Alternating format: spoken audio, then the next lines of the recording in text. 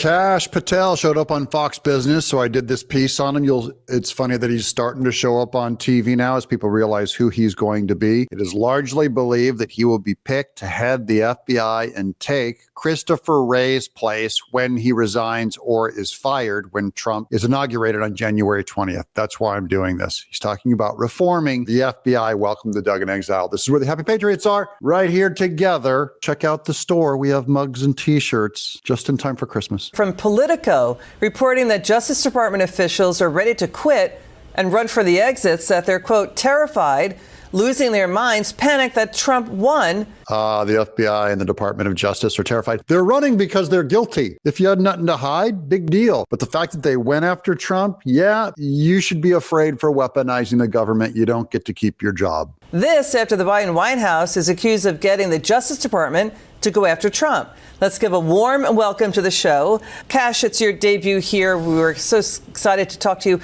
Kash, what do you make of what Politico is reporting? Can you tell us what's really been going on inside the Justice Department when it comes to Democrat abuses of power? Now, Kash Patel used to actually work for the Department of Justice, so he knows what it's like from the inside. This is one of Trump's main right-hand men. His specialty is in reforming these corrupt places. He has strong opinions. He wants to fire everyone. He's been very public about how corrupt they are. Wrote a best-selling book on it. I was a national security prosecutor at the Department of Justice. I recall Russiagate being the lead investigator at the House Intelligence Committee, where we exposed not just FISA abuse, but unconstitutional activity against a political opponent.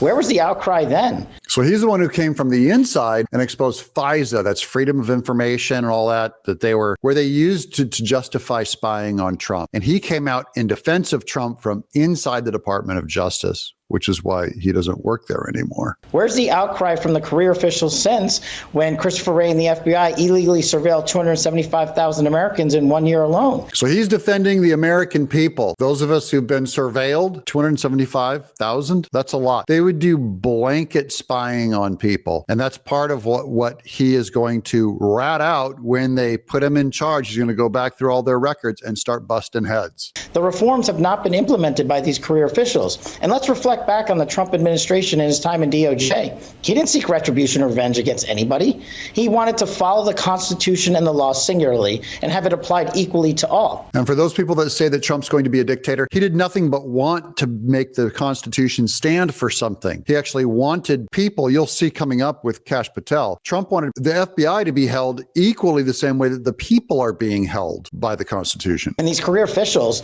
were absent and silent in the face of that massive corruption. So Politico reports Justice Department lawyers with ties to Jack Smith and Robert Mueller's probe. Jack Smith and Robert Mueller. That's the Robert Mueller. That's the Russia probe that ended up proving nothing against Trump. And they're still running on it, invented by the FBI. And they felt no need to blow the whistle on that. That is, they saw crimes happening. We're going to go into it here coming up. On the 51 FBI agents that said the Hunter Biden laptop right before the last election, 2020, they said it was fake. They said it was a Russian asset. That staffers who are, just working with these lawyers, they're concerned they're going to be either frozen out or fired.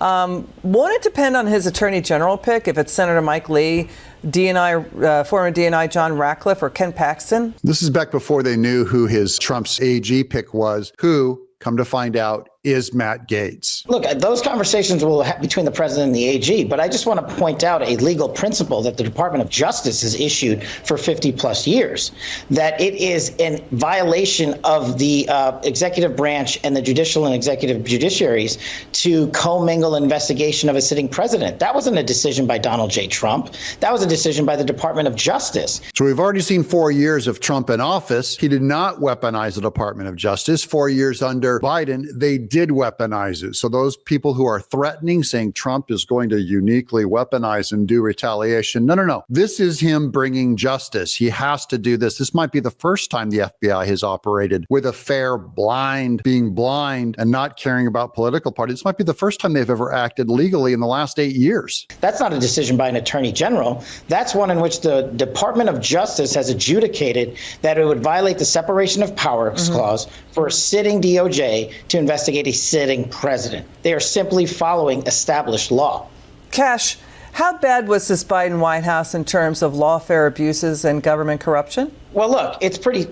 I mean, I don't know where you start from 51 intel letter. I think we start on that 51 intel letter. That's the letter that Biden brought up at that debate 4 years ago, that he said, the Hunter Biden laptop, it's not real, it's Russian disinformation. I have 51 intelligence signed a letter saying it was fake. Now you go back and look at all those names. They're all Democrat operatives. They're all the Democrat generals that hated Trump or Trump fired. So it was all political. To impeachment 1 and 2, to Russiagate, to everything in between. I think they are the ones that weaponize justice. And President Trump has been out there singularly saying, we want to unify this country.